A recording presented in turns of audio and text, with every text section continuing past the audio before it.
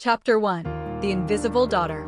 The late afternoon sunlight spilled through the kitchen window, casting long golden streaks across the tiled floor. Emily Tran stood by the sink, her hands submerged in a basin of soapy water. The scent of lemon detergent mingled with the aroma of ginger chicken simmering on the stove. Behind her, the TV played a soft jingle from a cooking show, but Emily paid no attention. She was timing the rice perfectly, her mind ticking off everything that still needed to be done before dinner. In the living room, Olivia lay curled on the couch, wrapped in a pastel pink blanket. Her eyes were closed, a cold compress on her forehead. Their mother, Linda, fussed over her with a worried expression, smoothing Olivia's hair back while murmuring, "Sweetheart, are you feeling any better? Do you need me to call Dr. Wynne?" "I just feel so dizzy, Mom," Olivia whispered dramatically. "It's probably my anemia again. I shouldn't have gone outside in this heat." Emily bit the inside of her cheek. Olivia hadn't stepped out of the house that day. In fact, she'd been lounging in her pajamas since morning, scrolling through her phone and sighing every few minutes to remind everyone how fragile she was. "I told you not to strain yourself," Linda said, almost tearfully. "Let Emily do everything. You just rest." And she did. She always did. Emily rinsed the last plate, her knuckles red from the hot water. She dried her hands on a dish towel and turned toward the hallway. "Mom, the rice is ready. I'll finish the chicken in 5 minutes," she announced quietly. "Good girl," her father, David, said from the dining table, glancing over his reading glasses. "You're always so dependable, Emily." The words felt hollow, like a pat on the head. She didn't want to be dependable. She wanted to be seen. Dinner was a routine dance. Emily served everyone, making sure Olivia's bowl had extra broth and her chopsticks were within reach. She waited until everyone else had begun eating before taking a seat. As Olivia slowly lifted her spoon with exaggerated fatigue, their mother watched her every movement like a hawk. Emily's phone buzzed in her lap. She glanced down. A message from her biology teacher. "Emily, just confirming you'll be representing the school in the regional science competition. You're our top pick, congrats." Her chest fluttered with a quiet burst of pride. She looked up to share the news, but the moment died on her lips. Olivia let out a soft groan, dropping her spoon into the bowl with a clatter. "Oh no," Olivia gasped, one hand pressed to her forehead. "I feel faint." "Olivia?" Linda rushed to her side. "I think I need to lie down again." "I'll help her," Emily said reflexively. "No," Linda barked, startling her. "You've done enough. Just sit." Emily recoiled slightly, nodding. She picked up her spoon again, her appetite vanished. Olivia leaned into their mother, glancing at Emily with a flicker of something. Was it satisfaction? Or guilt? Later that night, Emily sat in her room at the small desk wedged between the window and her twin bed. Her textbooks were open, but her focus had long dissolved. She stared at her phone, reading the message again. Representing the school. Regionals. A step closer to the scholarship in Boston. Her dream. A soft knock interrupted her thoughts. "Come in," she said. Her father entered, carrying a mug of chamomile tea. "For you," he said, setting it down. "Thanks, Dad." He sat on the edge of her bed, glancing around her room, the walls decorated with pinned-up diagrams, quotes from Marie Curie and Jane Goodall, a small whiteboard filled with formulas and deadlines. "You're always so dedicated," he said. "Just like your mom was, back in college." Emily smiled faintly. "I got a message today. Mr. Carver confirmed I'm the school's pick for the regional science competition." David's brows rose. "That's wonderful news." "I know. And if I win, it could lead to the Boston scholarship. I've been researching the program. It's competitive, but this is a real chance." He nodded, but there was hesitation in his eyes. She knew that look too well. "Emily," he began gently, "you know your sister's condition makes things difficult." "I know," she interrupted. "But this has nothing to do with Olivia. This is about me. She's been feeling worse lately. And she really wanted to try for that same scholarship. She said it's the only dream she's had since her diagnosis. You have so many strengths, Emily. Maybe you could. Give it up, she asked, voice sharper than intended. Because she cried first? David blinked, surprised. Emily immediately regretted the tone but didn't apologize. She can barely stay conscious for a full school day, Emily added, calmer now. She hasn't submitted her application materials. She doesn't even want to major in science. She just doesn't want me to have it. David sighed. Emily, I've always stepped back. Always. Let her have the last cookie, the quiet bedroom, the new shoes. I cleaned, cooked, stayed home when she was sick. I didn't complain. But this is my life. He said nothing for a long time. Finally, he stood up, his expression unreadable. Just, don't do anything rash. When he left, Emily closed her laptop, turned off her lamp, and lay in bed staring at the ceiling. The house was quiet, save for the occasional creak of floorboards. Outside, the streetlights buzzed gently, casting shadows on her wall. She loved her sister. But love didn't mean surrender. She pulled the covers up to her chest, and for the first time in years, she allowed herself a thought she used to bury deep. What if I lived a life where I wasn't the invisible daughter? Chapter 2. The Performance. Sunday morning arrived cloaked in an unusual stillness. The Tran household normally buzzed with movement, clinking bowls, the hum of the vacuum, Linda shouting reminders about errands. But today, it felt like the calm before a storm. Emily sat at the breakfast table alone, stirring her oatmeal, eyes dull. Her mother hadn't come downstairs yet. Olivia was still asleep, or pretending to be. Her father sat across from her, engrossed in the newspaper, but Emily could feel the tension radiating from him like static electricity. After last night's conversation, the air between them had turned colder. Dad. Emily began cautiously about the regional competition. Before she could finish, a loud thud echoed from upstairs. Emily flinched. Another thud, followed by a faint cry. Olivia. Her mother's voice rang out. David leapt up. Emily froze. The familiar pattern unfolded like a script they all knew by heart. The sound of hurried feet. The door flinging open. Olivia's voice trembling. I just stood up and everything went black. Emily didn't move. She sat still as a statue while her father dashed up the stairs. Seconds later, Linda's voice called down. Already frantic, Emily. Bring the glucose tablets. Hurry. Emily stood up slowly, like a soldier responding to a call of duty. She opened the cabinet without needing direction. She knew exactly where the glucose tablets were. Knew the dosage. Knew the drill. As she climbed the stairs, Olivia's soft sobs became clearer. I don't know what's wrong with me, Olivia whimpered. Maybe I'm getting worse. You poor thing, Linda cooed. It's probably the stress over the scholarship. You've been trying so hard. Emily entered the room silently and handed the tablets to her father. Olivia glanced at her, her eyes glassy but sharp underneath the surface. She always knew when to cry, when to tremble, when to faint, and most of all, when to perform. Linda took Emily's arm on the way out. Could you clean up her room later and get her notes ready for class tomorrow? She's too weak. Emily didn't answer. She just nodded. That afternoon, she went out. She didn't say where she was going, just that she needed air. In truth, she needed space. Clarity. She found herself sitting on a bench outside the public library, the wind tugging gently at her loose ponytail. The sun warmed her cheeks, and for a fleeting second, she imagined she was someone else, just another girl with no obligations, no sick sister, no guilt as a second skin. She pulled out her phone and opened the message again from Mr. Carver. You're our top pick for regionals. Make us proud. She should be proud. But all she felt was dread. Was she really going to let it slip through her fingers again? The thought made her chest tighten.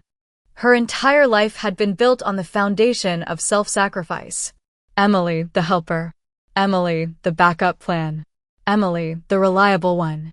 But never Emily, the chosen. Her phone buzzed again. A new message. Mom, Olivia says she doesn't want to go to regionals anymore. She's too sick. Can you talk to her and convince her not to feel bad? Emily blinked, then laughed softly, dry and bitter. She wasn't even asked if she wanted to go. The conversation had already been twisted into her comforting her sister for not taking away what was never hers to begin with.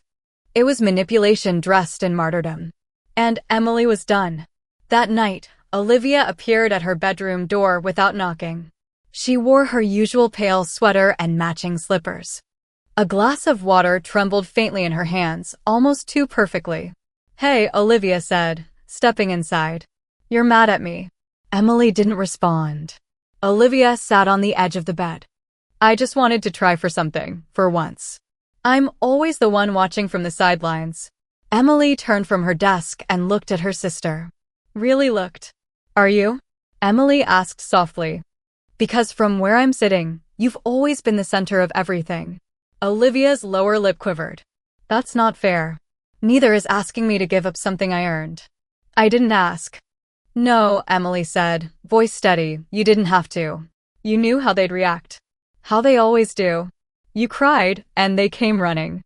Olivia's face flushed. "I didn't fake being sick." "I know. But you use it." Silence stretched between them. Olivia looked down at her hands. "I don't know how to stop," she whispered. Emily's heart twisted. For a moment, she saw her sister not as the manipulative figure who had stolen years from her, but as a scared, broken girl who didn't know who she was without her illness. "I'm not asking you to," Emily said. "Quieter now. But I am asking you not to take things from me just because you're afraid I might leave you behind." "I'm not." "You are," Emily said. "And I might." She sent the application that night. Clicked submit with shaking fingers. A short essay about personal sacrifice. A list of extracurriculars she had carved into her nights while others slept. A dream she had carried in silence. Then she did something she hadn't done in years. She called her aunt in Sacramento, her mother's younger sister, who had moved away years ago after an argument with Linda. "I know it's sudden," Emily said, "but I was wondering if I could stay with you for a while. Just until I finish school." Her aunt was silent for only a moment. "Sweetheart," she said finally, "I've been waiting for this call." Emily felt something tighten in her throat. The invisible daughter had finally taken her first step into the light. Chapter 3. The decision no one saw coming. For the next 3 days, Emily moved like a ghost through her own home. She still did the dishes. Still watered the backyard basil plants her mother adored. Still brought Olivia tea when she coughed just loud enough to be heard from downstairs. But something had changed. She wasn't afraid anymore. Her application had been submitted. Her aunt had offered a place to stay. And for the first time in her life, Emily Tran felt like her life belonged to her. One evening, as she was folding laundry in the living room, her mother emerged from the kitchen, wiping her hands on a dish towel. The smell of lemongrass chicken clung to her clothes, but her face was tight and unreadable. "I heard from the school today," Linda said, her voice calm but clipped. Emily didn't look up from the shirt she was folding. "Oh? They said you confirmed your attendance at the regional competition. I thought we agreed you would let Olivia." "No," Emily said, not loudly, but firmly. "We didn't agree. You told me what you wanted, and I didn't agree." Linda blinked, as if surprised to hear the resistance spoken aloud. "She's not doing well, Emily." "I know," Emily replied, looking at her mother now. "But I'm not doing well either. I just learned how to hide it better." Her mother's lips parted slightly, then pressed shut again. "I'm not trying to hurt her," Emily continued. "But I've spent my whole life being the one who gets pushed aside. You say Olivia's sick. I say I've been suffocating." Linda's joy tightened. "You're being selfish." Emily dropped the towel in her hands. "No," she said. "For once, I'm not." The next day, the house vibrated with a quiet kind of tension. David came home from work early and pulled Emily aside in the hallway, near the family photo wall, the one where every picture seemed to favor Olivia's smile, Olivia's birthday. Olivia in the hospital. "I know this is important to you," he said, gently. "And I understand how much you've done for this family." Emily waited. "But your mother's right," he added. And the air drained from the hallway like a dying breath. "Your sister can't handle the pressure right now. And this could be her last chance to feel like she matters." "I matter too." Emily replied softly, looking him straight in the eye. But none of you ever noticed. She turned away, back straight, her heart racing. She had made up her mind. That night, while the Tran household slept, Emily packed. She didn't take much, just 2 suitcases, one with clothes, the other with books and papers and the framed picture of her and her aunt from the summer she spent in Sacramento years ago. The last time she remembered laughing freely. Her room looked smaller now, like it had been shrinking around her for years, and she had just realized it. She stared at the window, at the desk lamp that had lit hundreds of late-night study sessions, at the ceiling where she'd stared while pretending not to cry. At 5:40 a.m., her Uber arrived. She left a letter on the dining table, carefully folded, addressed to both parents.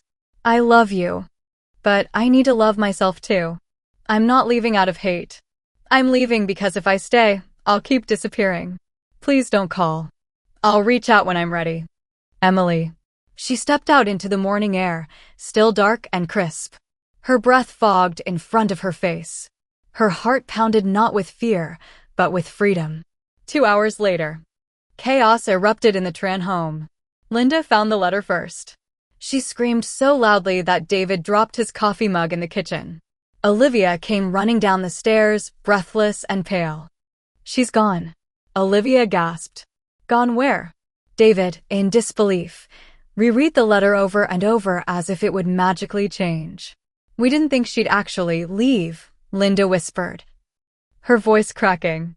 She's always been so obedient. She didn't even say goodbye, Olivia added, tears forming in her eyes. She hates me.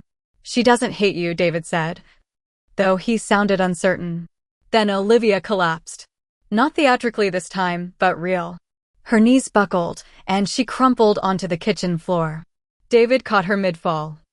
But the panic in his eyes said it all. Linda rushed to call an ambulance. But even in that chaos, as Olivia trembled in her father's arms and the sirens began to wail in the distance, the echo of Emily's letter lingered in the room like a shadow they couldn't ignore. If I stay, I'll keep disappearing. Miles away, Emily sat by the window on a Greyhound bus bound for Sacramento, her hands wrapped around a lukewarm coffee cup. She didn't look back. Outside, the first streaks of sunrise stretched across the sky, soft and pink and full of promise. Inside, for the first time in her life, Emily breathed without asking permission. Chapter 4, A Room of Her Own. The bus pulled into Sacramento just past 10 a.m., the sunlight filtering through the large terminal windows like a silent welcome. Emily stepped off, her 2 suitcases bumping behind her, sneakers crunching softly against the pavement. Her aunt, Nancy Nguyen, stood waiting by a pillar, dressed in a loose cardigan and jeans, her long black hair tied in a bun. She looked exactly as Emily remembered, practical, warm, and steady. Nancy said simply, then opened her arms. Emily dropped her bags and stepped into the hug. For a few seconds, she let herself melt into it. Not the kind of embrace that came with expectations or conditional love, but one that simply said, I'm here. Nancy didn't ask questions. She didn't press for explanations. She simply took the heavier suitcase, nodded toward the parking lot, and said, let's get you home. Nancy's apartment was small but cozy, with lots of natural light and bookshelves lining every wall. Emily's room was at the end of the hallway, plain, with a futon, a desk, and a wide window that overlooked the street below. It wasn't much, but it was hers. She sat down at the desk and opened her laptop. First, she emailed Mr. Carver. Confirmed, I'll be attending the regional competition in March. Thank you for believing in me. Emily Tran. Next, she checked the scholarship deadlines. She still had 2 essays to finish and a virtual interview to prepare for. Her schedule was tight, but her mind was clear for the first time in years. That evening, Nancy cooked bonzio, crispy Vietnamese pancakes filled with shrimp and bean sprouts. They ate together on the balcony, a breeze tugging playfully at their napkins. When I left home, Nancy said between bites, your mom didn't speak to me for 2 years. Emily looked up. Really? Nancy nodded. She thought I was selfish. I thought I was saving myself. We both weren't wrong. But time has a way of softening sharp edges. Do you think she'll hate me? Emily asked quietly. Nancy sipped her tea. Maybe. For a while. But it won't last. Anger never sticks when it's built on fear of losing someone. Emily nodded, holding the warmth of the cup close to her chest. Back in San Jose, the Tran house was quiet. Too quiet. Olivia had returned from the hospital with a clean bill of health. Her fainting spell had been caused by stress, the doctor said. Nothing dangerous. Nothing new. But something felt different. Olivia lay in her bed, staring at the ceiling, replaying every word of Emily's letter in her mind. I'm not leaving out of hate. I'm leaving because if I stay, I'll keep disappearing. She hated how those words made sense. Hated how they felt like a mirror. Downstairs, David sat at the kitchen table reading the same paragraph of the newspaper for the fourth time. His coffee had gone cold. Linda stood at the sink, washing the same plate over and over. She's gone. Isn't she? Linda whispered. David looked up. She's not gone. She's living. Back in Sacramento, Emily stayed up late that night, reviewing her notes for the competition. The problem set was complex, but nothing she hadn't solved before. Her mind worked like a well-oiled machine, slicing through equations and theories. At midnight, she paused to stretch. She looked around her room, the open suitcase now half empty, textbooks stacked neatly, her framed photo of herself and her aunt now sitting on the windowsill. She smiled. This wasn't escape. This was arrival. And in this quiet space, lit only by a desk lamp and the whisper of distant traffic, Emily made herself a promise. She would not fade into the background anymore. She would not apologize for wanting more. She would be her own person. Chapter 5. The Spark of Something New. 2 weeks after arriving in Sacramento, Emily Tran stood in front of a panel of judges, heart pounding behind her ribs like a snare drum. The regional science competition was being held in the sprawling auditorium of UC Davis. Bright lights overhead. Dozens of folding tables lined up in rows. Laptops, circuit boards, biochemistry models, nervous students adjusting their ties and smoothing their skirts. The air buzzed with stress and sterile excitement. Emily's display was simple but sharp, a model demonstrating how targeted enzyme therapy could be used to reduce the side effects of chemotherapy. Her diagrams were clear, the prototype slides animated with short videos and simulation graphs. She stood straight, in a navy blue blouse and black slacks, a modest outfit that still made her feel seen. She was halfway through explaining her project when one of the judges, an older woman with silver hair and a clipboard, paused and asked, "Can you tell us what inspired you to pursue this particular area of study?" Emily didn't hesitate. "I grew up with someone who had a chronic condition," she said. "And I saw how often treatment came with side effects that seemed almost worse than the illness itself. I always wondered, what if healing didn't have to hurt so much?" The woman nodded, jotting notes. But more importantly, she smiled. When the judges left to evaluate the next table, Emily finally allowed herself a breath. She had done it. Not perfectly. Not effortlessly. But with a steadiness she hadn't known she was capable of. Later that afternoon, Nancy picked her up outside the campus, a fresh coconut milk coffee waiting in the cup holder. "You looked sharp," Nancy said as Emily climbed in. "You came?" "I watched from the back," Nancy winked. "Didn't want to break your focus." Emily smiled, cheeks flushed. She sipped her coffee, grateful for its chill and sweetness. "I don't think I'll win," she admitted. But it felt good. Like I was finally speaking from my own place. Nancy glanced sideways at her, eyes warm. Winning isn't always about trophies. Sometimes it's just about showing up without shrinking.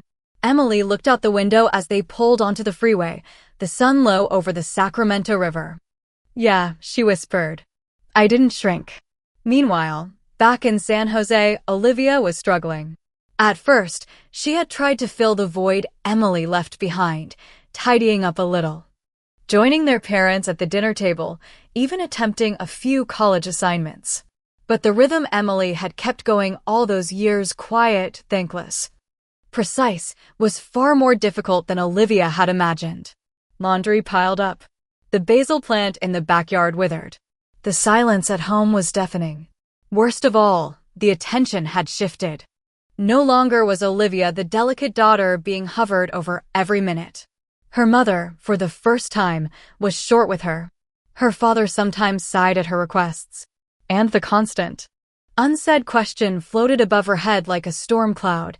Why didn't you stop her from leaving? Olivia sat in Emily's old room one evening, the air stale with dust and absence. Her eyes landed on a stack of chemistry books, sticky notes still marking chapters. She picked one up. Read a sentence. Didn't understand a word. Her phone buzzed beside her. A text from her best friend, Clara. Is it true your sister made it to UC Davis Regionals? She's amazing. Olivia put the phone down. Suddenly, she wasn't the center anymore. That weekend, Emily received an email. Subject: UC Davis Regional Final Results. Dear Emily Tran, we are pleased to inform you that your project has placed in the top 3 finalists and has been nominated for the West Coast Emerging Scientist Award. Please confirm your attendance for the state-level exhibition next month in Los Angeles. Emily read the email 3 times, her hands trembling slightly. Then she let out a breathless laugh, part disbelief, part joy. Nancy looked up from the kitchen where she was peeling mangoes. Good news, she called. I placed, Emily said, voice cracking. Nancy hooped, coming over with juice-stained fingers and wrapping Emily in a sticky hug.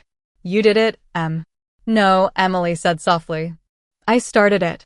That night, Emily sat in her room with her laptop open, a blank email draft glowing on the screen.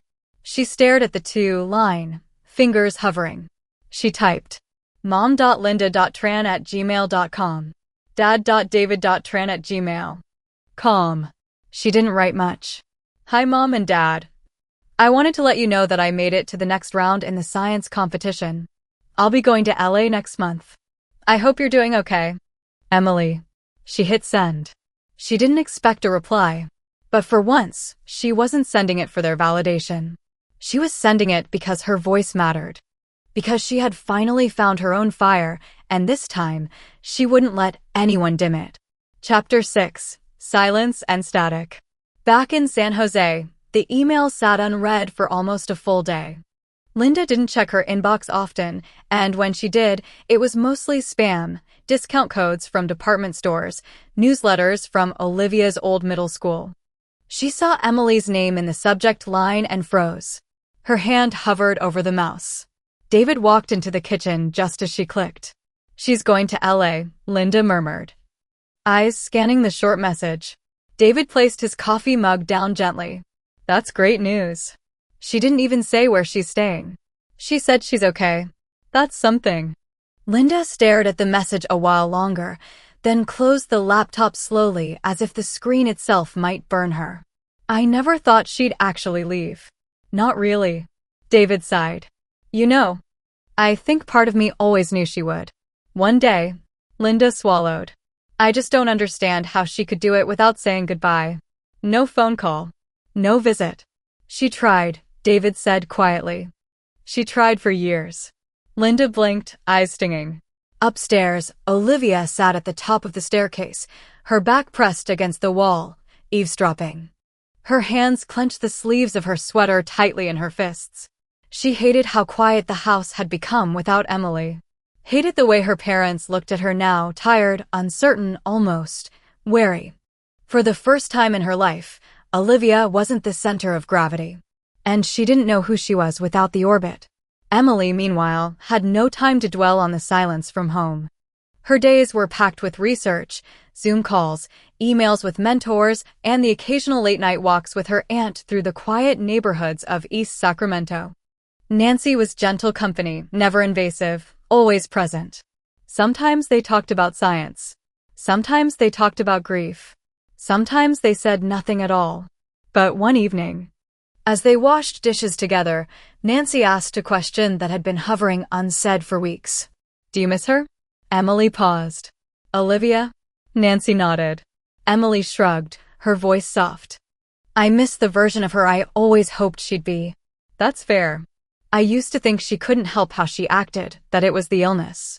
But now I see a lot of it was choice. Or habit. And maybe I helped build that habit by always giving in.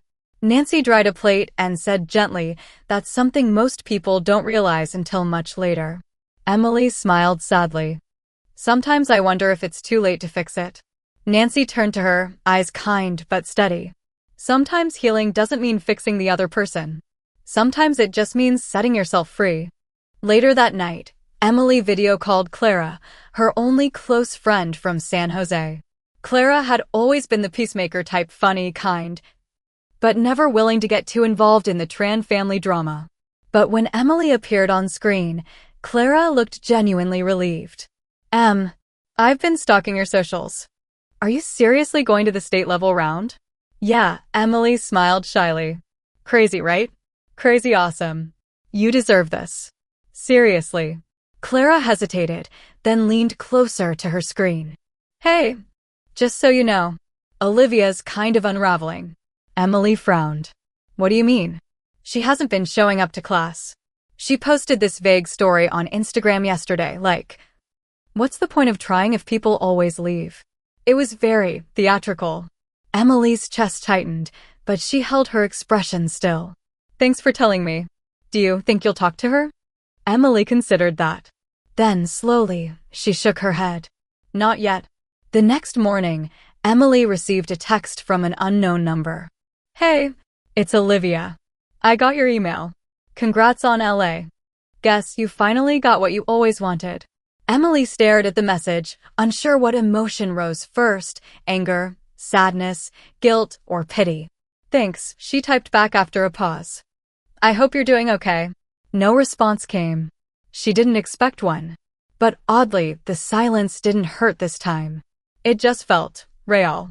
3 days later, Emily stood at a podium at UC Davis for a pre-LA media interview.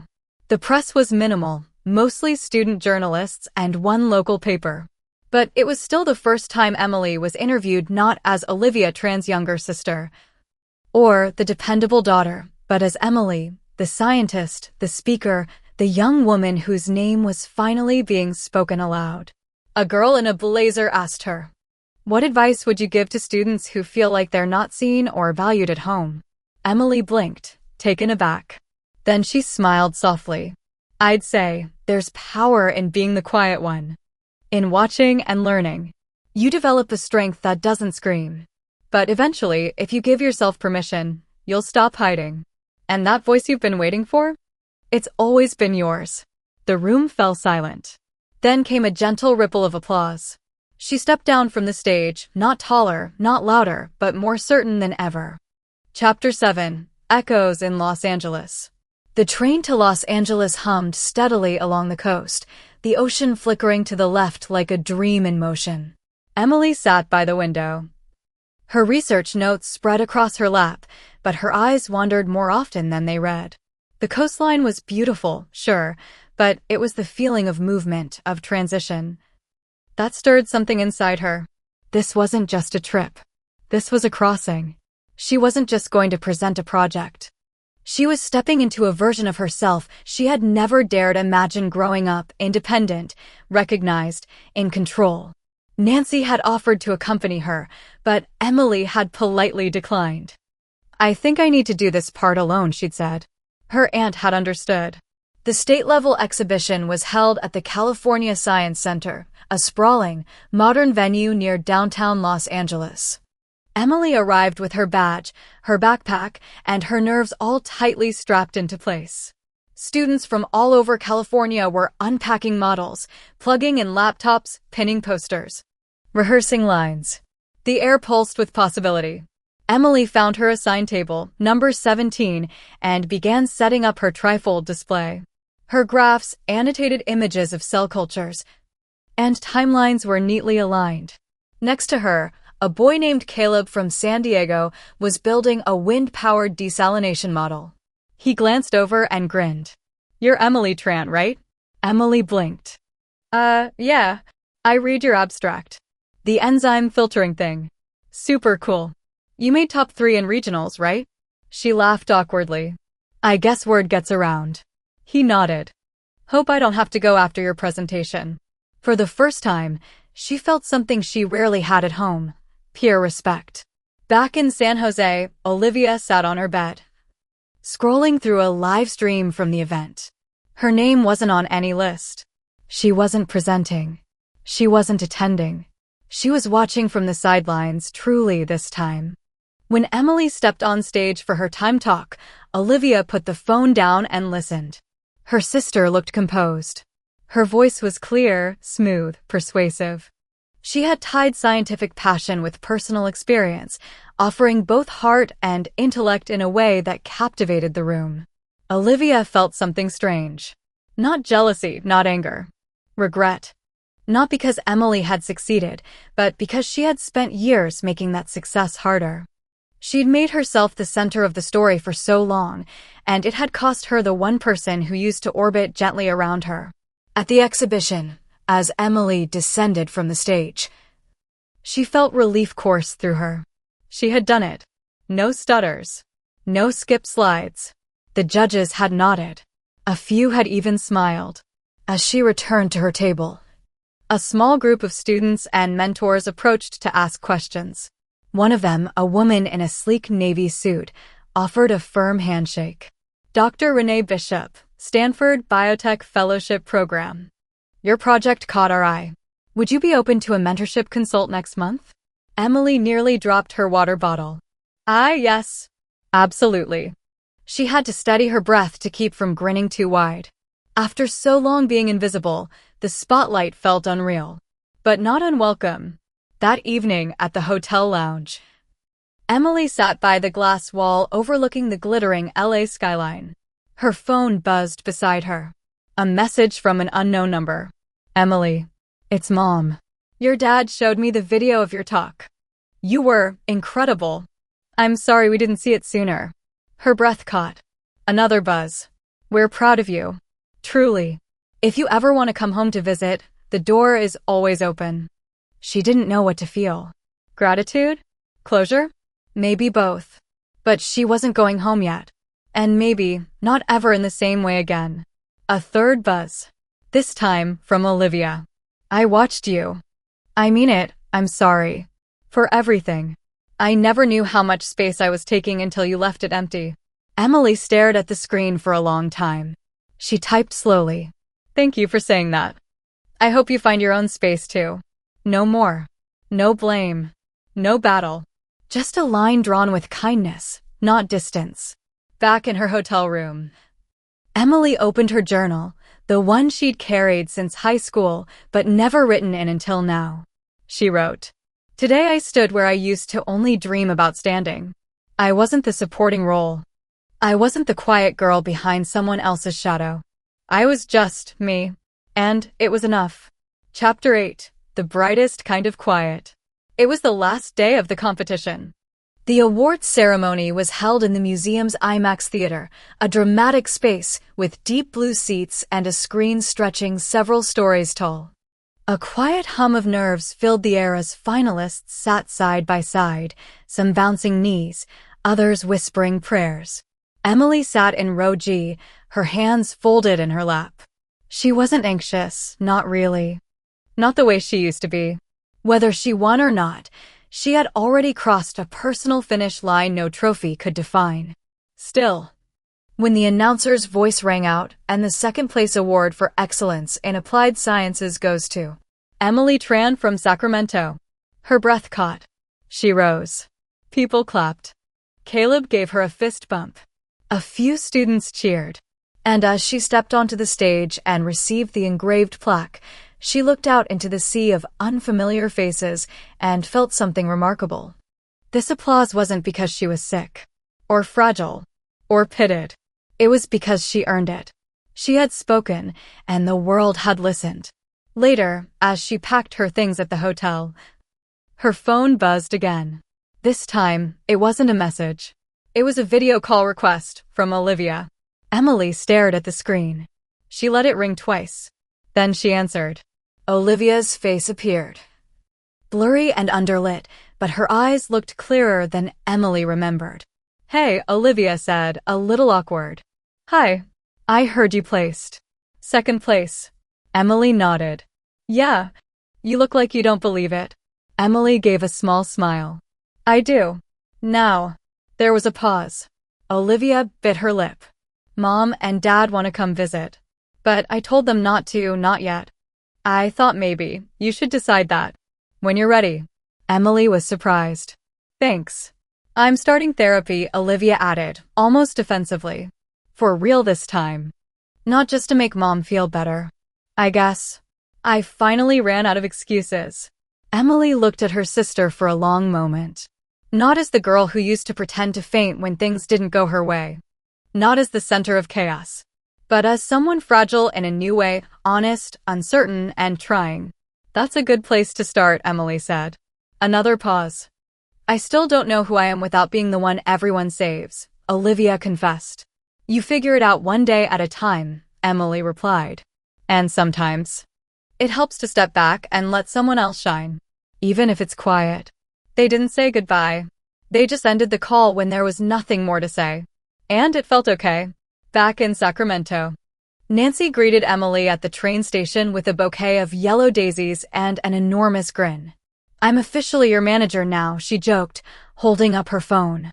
Your Stanford contact emailed again. Emily laughed, her suitcase in tow.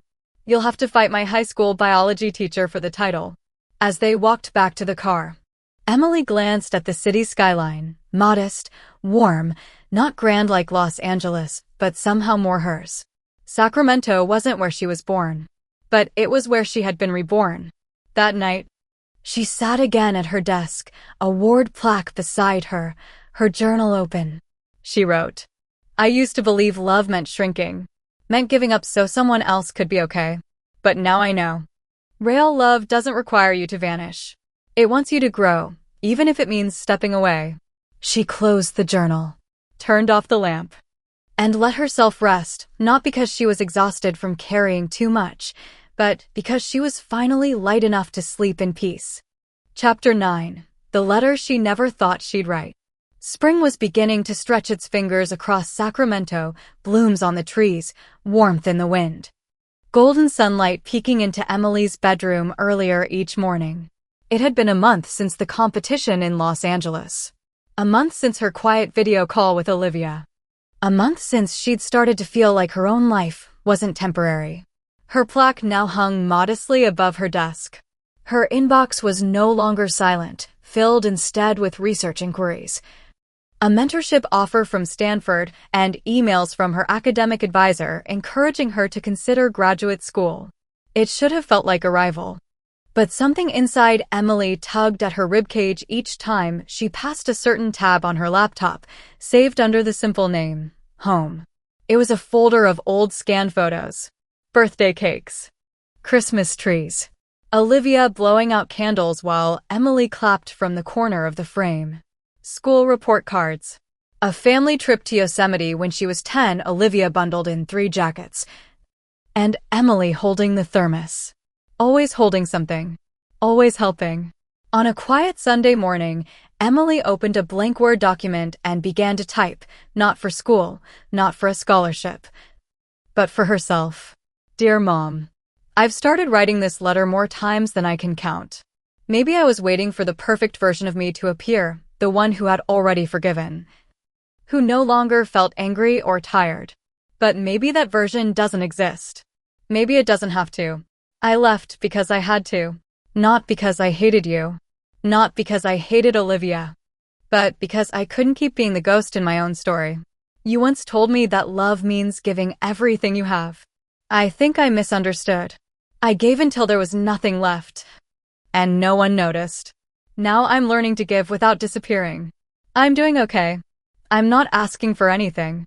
But I hope someday we can sit down, not as the mother and daughter who kept hurting each other, but as 2 people who both tried their best and finally learned to try differently. Love. Emily. She didn't send it. Not right away.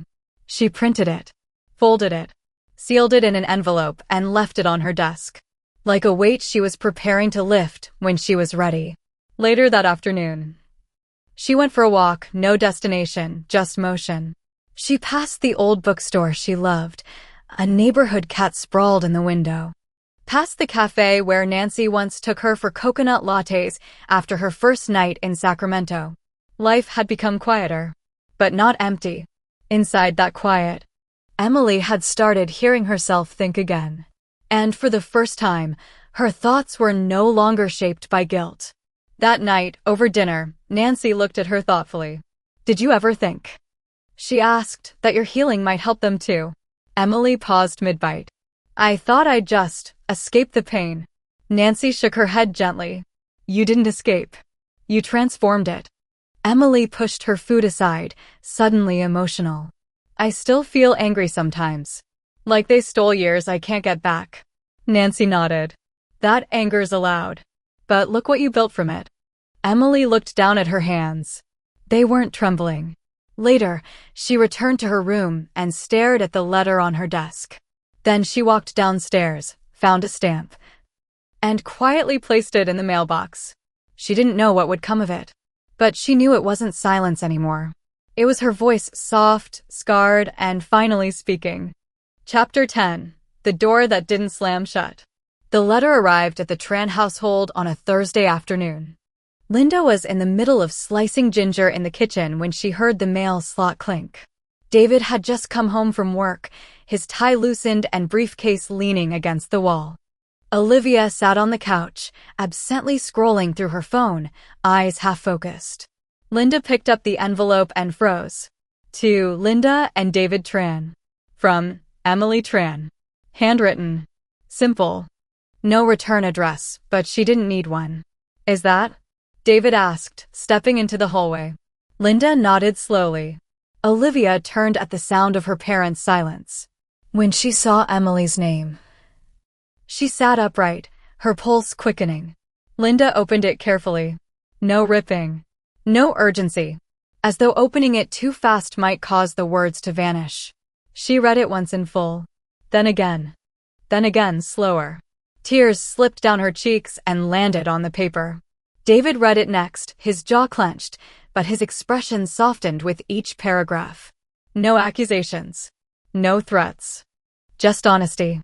And exhaustion. And a tenderness they hadn't earned, but had been offered anyway.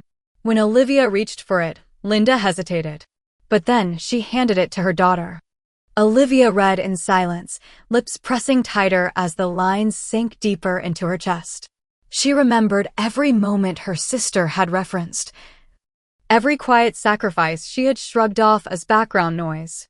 She whispered, "She still said she loves us." That night, the house stayed quiet longer than usual. No TV. No music. Just the clinking of dishes in the sink and the low hum of the refrigerator. Olivia walked into the kitchen just as her mother sat down at the table with a mug of tea. "I want to write back," Olivia said. Linda looked up surprised. "To say what?" she asked, not unkindly.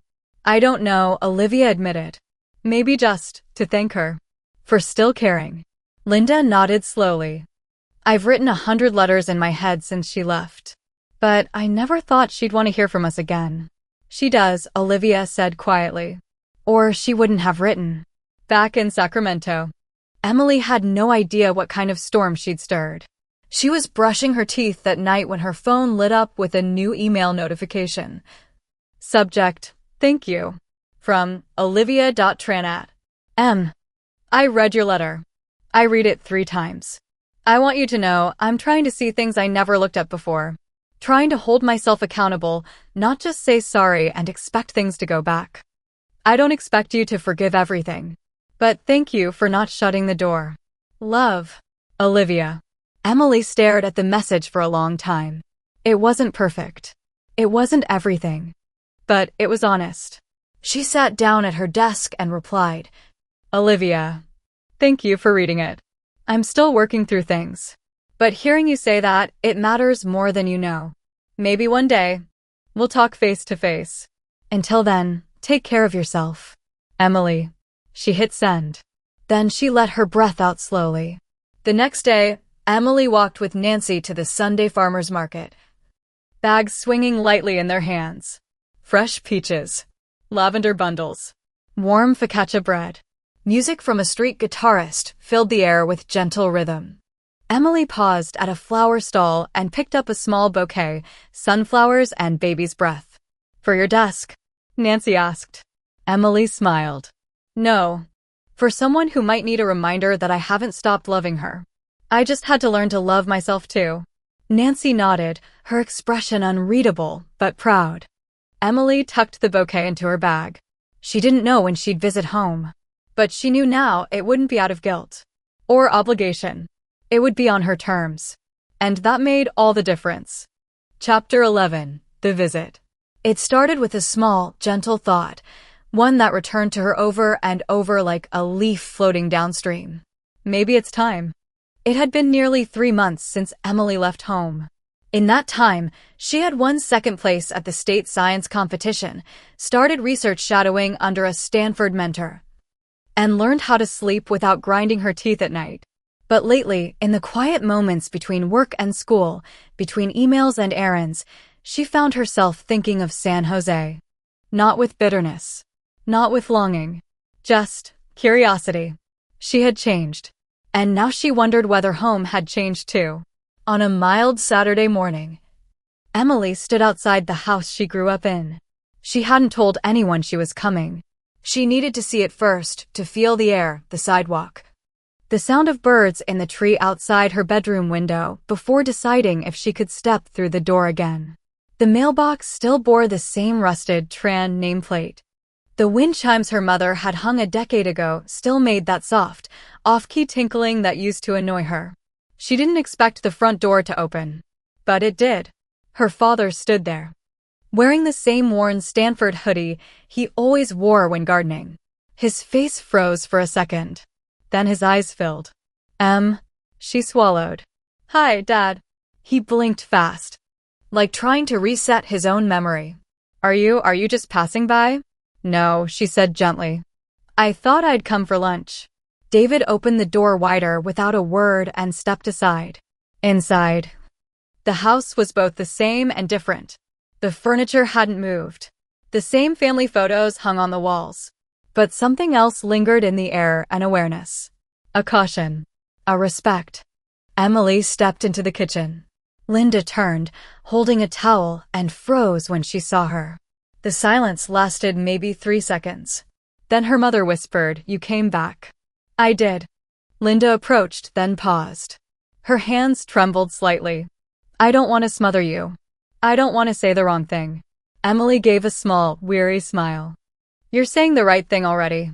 Linda reached out, slowly, and Emily let her pull her into a quiet embrace. It was not the desperate hug of someone trying to make up for everything at once. It was the hug of someone saying, "I see you now." They ate lunch together, spring rolls, grilled chicken, a simple bowl of soup. No one filled the silence too quickly. David asked about her project. Linda asked about her apartment. Emily kept her answers honest but light. Then Olivia came downstairs.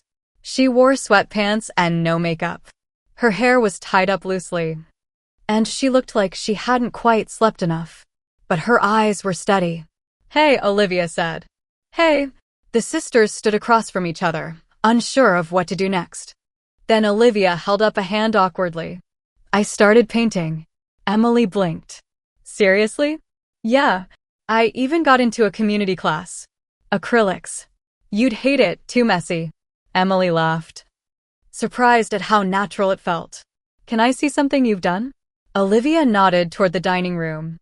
A small canvas leaned against the wall, abstract swirls of gold and black with thin veins of light blue.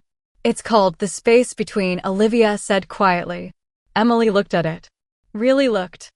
"It's beautiful." Olivia gave a shy smile. "It's messy, but I'm not hiding behind it." Emily nodded. "Neither am I." They didn't hug. Not yet. But they didn't need to. There was something more important between them now. Understanding. Before leaving that afternoon, Emily stood at the door with her coat half on. David cleared his throat. "You don't have to decide anything today. But if you ever want to come for dinner again." "I know," Emily said. "Thank you." Linda stepped forward. "And if you don't, that's okay too. We'll be proud of you either way." Emily looked at them both. The words weren't perfect. The past wasn't erased. But the weight of expectation had finally been lifted from her shoulders. She stepped outside, sunlight warming her face. The door behind her didn't slam shut. It remained slightly open, just enough to let the light in. Chapter 12. The New Normal. The next time Emily visited, she rang the doorbell instead of walking straight in. She waited until someone answered. Not out of fear or formality, but because she wanted to come as a guest, not a ghost returning to her old shadows. David opened the door, apron on, flour on his fingers. Hi, Em, he smiled. You're early. Bread's still rising. She grinned. I brought dessert. He chuckled. Now that's a sentence I never thought I'd hear from you. She stepped in, handed over a paper bag with 2 strawberry tarts from her favorite bakery in Sacramento. David peeked inside like it was treasure. I might like this new version of you, he teased. Emily gave him a playful nudge. This version's always been here. You just couldn't see her. The house felt less like a museum now.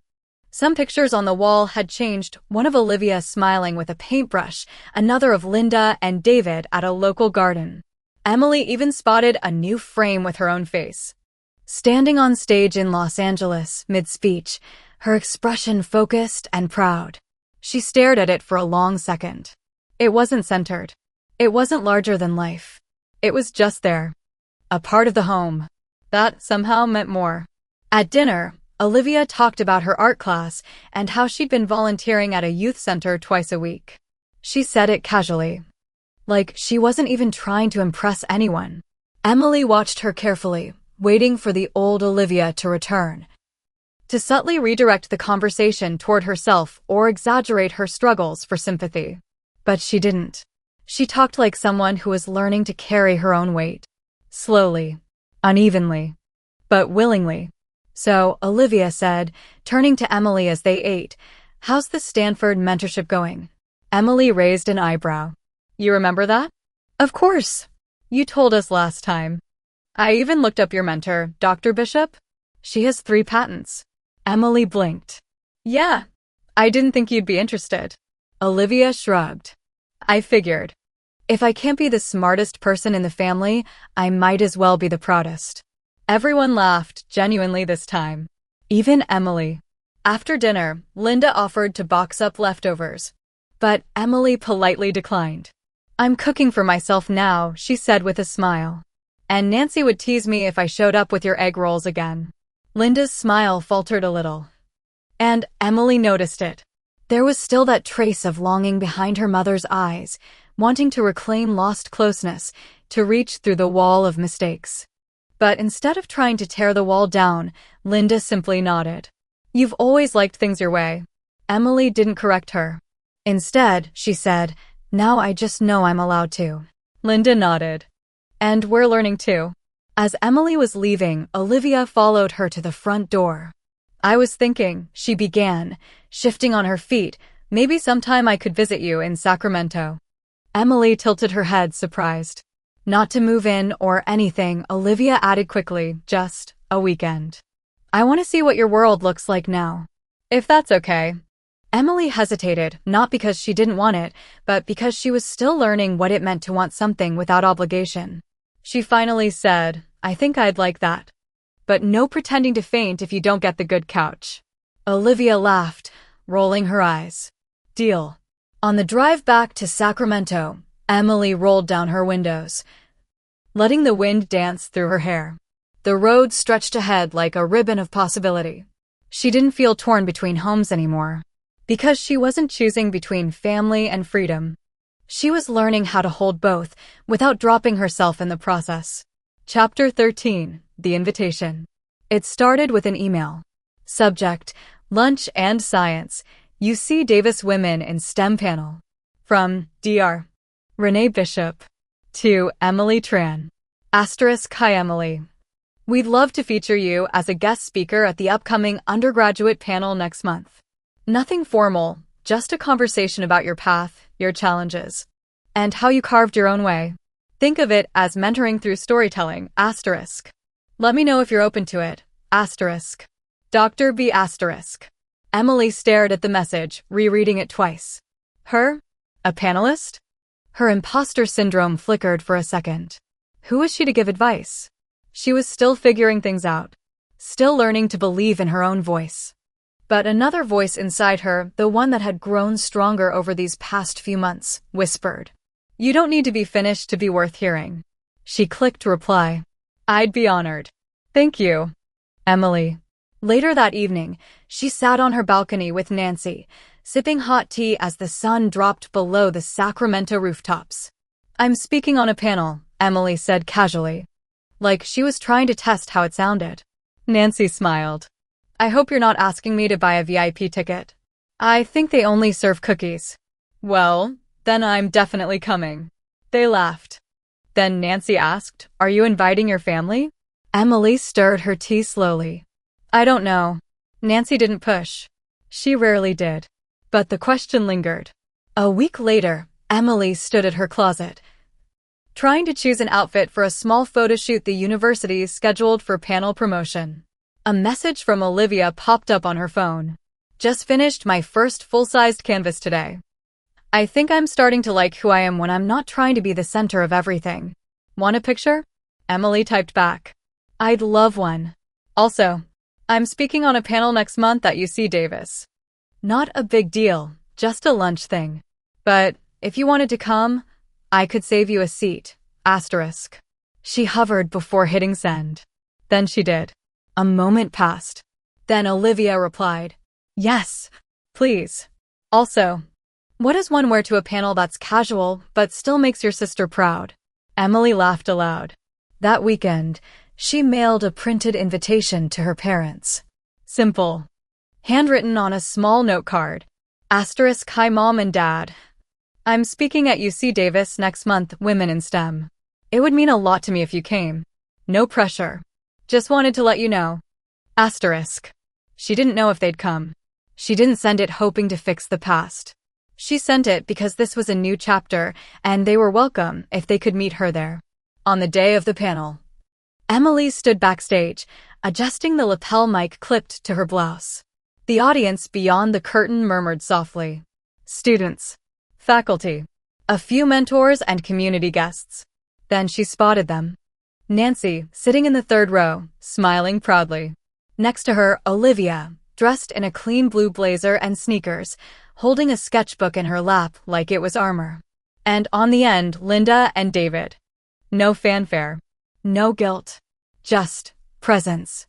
They had come. Emily took a deep breath. Not out of fear, but to make room for the next version of herself to walk forward. Chapter 14. Speaking in full light.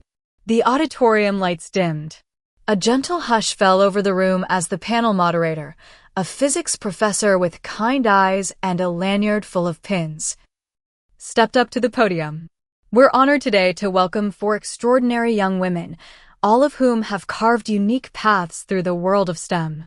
Each of them has faced setbacks, pressure, and transformation. But more than that, each has learned how to define success on her own terms." Applause followed, polite and warm. Emily sat at the far end of the table on stage, her notes folded neatly beside her. Her heart beat steadily, not with panic, but with purpose. When it was her turn to speak, she stood. She looked out at the crowd. Third row, Nancy. Next to her, Olivia, looking up with steady eyes. At the end, her parents. Linda clasping her hands tightly in her lap, David leaning slightly forward, expression unreadable but present. And then there were dozens of others, young women with notebooks open, curious and wide-eyed. This time, Emily didn't shrink. "My name is Emily Tran," she began, "and for most of my life, I didn't know I was allowed to want things just for me." She let the sentence settle. "I grew up in a home with a lot of love, but also a lot of silence. I learned to give. I learned to support. I learned how to disappear so someone else could feel seen." Heads nodded in the audience. And I thought that was strength. That being the quiet, reliable one was noble. But what I didn't realize was that every time I stepped aside without asking why, I was making myself smaller. Until I didn't recognize who I was anymore. She looked toward Olivia. Not to blame, but to honor the full truth. What changed for me wasn't just a scholarship or a competition or a mentorship. It was the moment I said, I exist. I have needs. I deserve space. That was terrifying. Because love, real love, sometimes gets tested by boundaries. Her voice didn't shake. But the right people will meet you there. And even when they can't, you can still choose to meet yourself. She smiled softly. So if you're sitting here wondering if your story matters, if your path, your version of success, your kind of voice is worth hearing, please know, it is. You don't need to be loud. You don't need to be perfect. You don't need to be finished. Her hand rested lightly on the podium. You just need to be real. And ready. And brave enough to begin. The room went still. Then applause swelled, genuine, rising full. After the panel, Emily stood by a refreshment table, accepting congratulations and shaking hands. She felt lighter, not because the moment had ended, but because she had walked through it whole. Then Olivia appeared, holding a folded paper in her hand. I made something during your speech, she said. Emily opened it. A sketch, quick, minimal lines of her standing at the podium, but instead of a microphone, her hand held a blooming sunflower. Her face turned to the audience. Her feet planted. The title scrawled beneath it, in full light. Emily's throat tightened. Live. I'm proud of you, Olivia said. I didn't always understand you. But I see you now. And I see you, Emily whispered. As the room cleared, Linda approached slowly, David behind her. We didn't know what to expect, Linda said, her voice gentle, hesitant. I didn't either, Emily admitted. David stepped forward. But it was beautiful. And brave. Linda wiped a tear. You're not invisible to us anymore. Emily nodded. I'm not invisible to myself either. That night, back in Sacramento, Emily placed Olivia's sketch in a frame beside her bed. Not as a trophy. Not as a memory. But as a reminder of where she had come from. And how far she'd learned to walk in her own name. Chapter 15. A place with her name on it. The key clicked in the lock with a satisfying snap. Emily pushed the door open and stepped inside her new apartment, small, sunlit, and entirely hers. After months of staying with Nancy, she had finally found a space of her own. It was a studio tucked above a used bookstore, just 2 blocks from UC Davis. The floors creaked. The heater made odd clicking noises. But to Emily, it was perfect. She dropped the first box near the window and let herself breathe. There was no one calling her name. No footsteps demanding dinner. No sighs in the next room that carried guilt like perfume. Just silence. And possibility. Nancy arrived 10 minutes later with a second-hand armchair and a bag of warm banh mi. You don't realize how much stuff you have, she huffed, setting it down. Emily laughed. You don't realize how much stuff you can live without. They ate sitting on the floor, surrounded by half-open boxes and a flickering candle Emily had lit just to make the moment feel ceremonial. Nancy raised her sandwich. To a room of one's own. Emily tapped hers in return. To a life of one's own. The first few days in the new apartment felt like camping. A mattress on the floor. A single lamp. A kettle that whistled too loudly. But every item she unpacked made the space feel more like her. The framed photo of her standing with the other panelists at UC Davis. Olivia's sketch, in full light. The sunflower mug Nancy had given her when she first moved in. Even the old calculator from high school that had been worn smooth from overuse. By the end of the week, it didn't feel like a transition. It felt like arrival. One evening, as Emily organized her bookshelf, science texts on one side, fiction on the other, her phone buzzed with a video call. Olivia. She answered. Nice lighting, Olivia teased, squinting at the candlelit corner. You look like you're being interviewed for a crime documentary. Emily grinned. Welcome to my minimalist era. Looks good, Olivia said, genuinely. I like that wall color. What do you call it, academic eggshell? Funny. You should see the bathroom. It's anxiety gray. They both laughed. Then Olivia sobered, just a bit. Hey, can I ask something weird? Always. What does it feel like to live alone? Emily paused, setting a book aside. Peaceful, she said. Like I can hear myself think. Like I don't have to earn the right to be still. Olivia nodded slowly. I want that. Someday. You'll get there, Emily said. On your own terms. That night, as rain tapped gently against her window, Emily sat in her new armchair with a journal in her lap. She wrote, "There's no one version of home. Sometimes it's a building. Sometimes a memory. Sometimes a person. Right now, for me, it's this. A quiet room. A soft lamp. A cup of tea. A life where I don't have to apologize for taking up space." She closed the journal. Outside, the streetlight flickered once, then steadied. Inside, Emily Tran did the same. Chapter 16. The Quiet Strength. The morning light filtered softly through the curtains of Emily's small apartment, casting a warm glow on the spines of her books and the small potted fern by the window. Emily sat at her desk, sipping coffee and reviewing research articles, the peaceful quiet of the space grounding her in a way she had never known was possible. Her phone buzzed gently, breaking the stillness. It was a text from Olivia. "Hey Em, can I come visit this weekend? I brought some new canvases and thought you might want to see them." Emily smiled and quickly replied, "Of course. I'd love that." The thought of Olivia visiting brought a flutter of nervous excitement. Their relationship had been fragile but growing, like a delicate plant that needed careful tending. The weekend arrived, and Emily found herself tidying the apartment with an unexpected energy. She rearranged the small living area, dusted off shelves, and even made a fresh batch of jasmine tea, a tradition she'd started with Nancy. When Olivia arrived, the two sisters embraced awkwardly at first, the weight of past wounds still lingering in the space between them. But soon the room filled with warmth and laughter as Olivia unpacked her canvases, sharing the stories behind each brushstroke. Emily listened, encouraged, and for the first time, truly saw her sister, not as the fragile, manipulative figure from her past, but as someone striving to find her own voice. That evening, over tea and soft music, Olivia confided, "I'm finally starting therapy. It's hard, but I think it's helping me stop playing the victim all the time."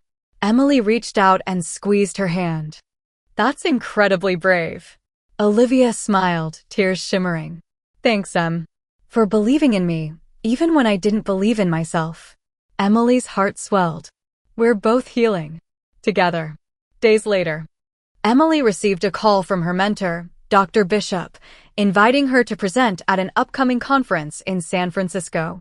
It was a significant step, a chance to shine on a bigger stage. But this time, Emily felt ready. Ready not only to prove her intellect, but to stand firmly in her own story, scars and all. She knew the journey ahead wouldn't be perfect, but she was no longer afraid to take the first step. As she prepared for the conference, Emily looked out her apartment window at the city's skyline. The life she once thought she had to escape was becoming something she could embrace on her terms, with strength and with quiet resilience. Chapter 17. Growing Together. The weeks leading up to the conference flew by in a blur of preparations and late-night study sessions.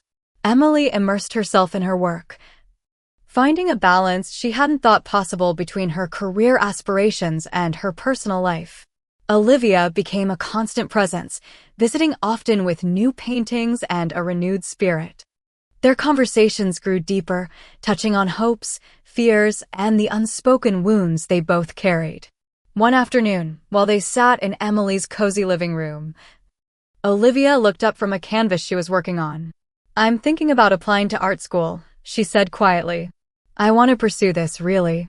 Emily smiled warmly. "That's amazing. You've come so far." Olivia nodded, eyes shining. "And I want to be there for you too. Not just as your sister, but as your friend." Emily reached over and squeezed her hand. "We're both on new paths now.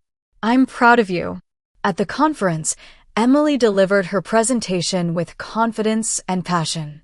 The applause was genuine, and she felt the weight of years of silence lift as she stood in the spotlight not as someone's shadow, but as herself. Afterward, Dr. Bishop pulled her aside. "You're destined for great things, Emily. Keep pushing boundaries." Emily thanked her, feeling a sense of belonging she hadn't known she was missing. Back home, the sisters celebrated with a quiet dinner, sharing stories and dreams late into the night. Emily knew challenges would come, but for the first time, she faced the future with hope, knowing she was not alone. Chapter 18. Healing in Layers. Spring deepened in Sacramento, and with it, Emily's sense of peace grew. Her apartment became a sanctuary filled with laughter, art, and the steady hum of possibility. One afternoon, Emily received an unexpected call. It was her mother. "Emily," Linda's voice trembled, "I'd like to come visit you. Maybe we can talk, properly." Emily paused, heart fluttering.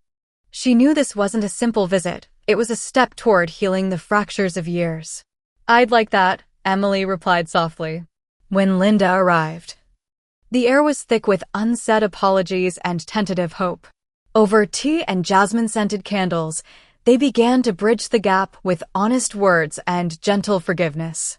Emily realized healing wasn't a single moment, but a series of small acts, each one layered with courage. The visit marked a new chapter, not just in their relationship, but in Emily's own journey. She was learning that strength was not about never breaking, but about choosing to rebuild. Chapter 19. The Conversation That Changed Everything.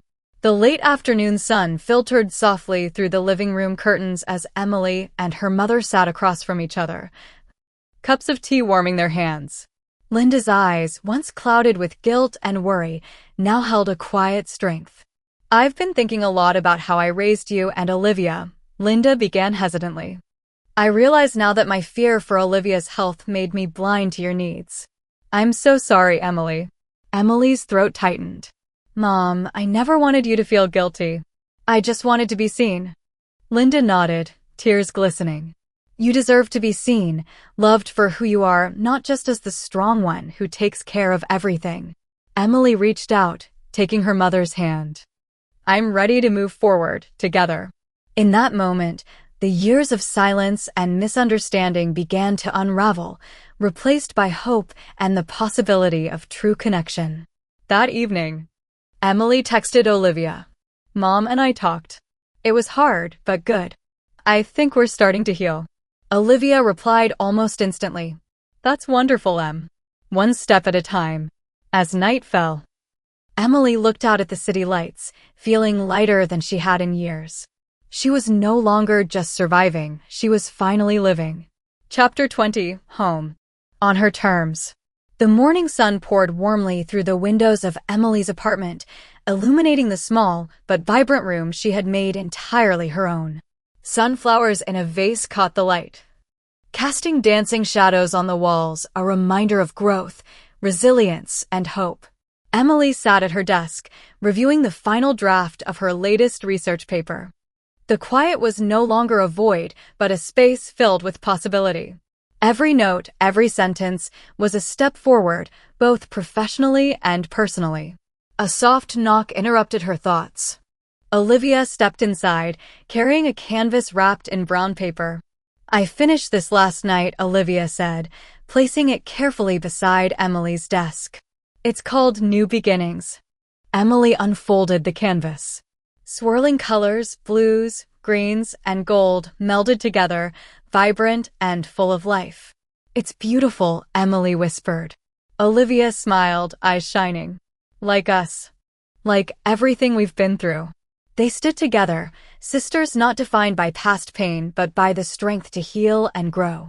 Later that day, Emily's phone buzzed with a message from their parents. "We're coming for dinner this weekend. Let's make it a new tradition." Emily felt a warmth spread through her chest. Home wasn't just a place or a memory. It was the people, the love, and most of all, the freedom to be herself. On her terms.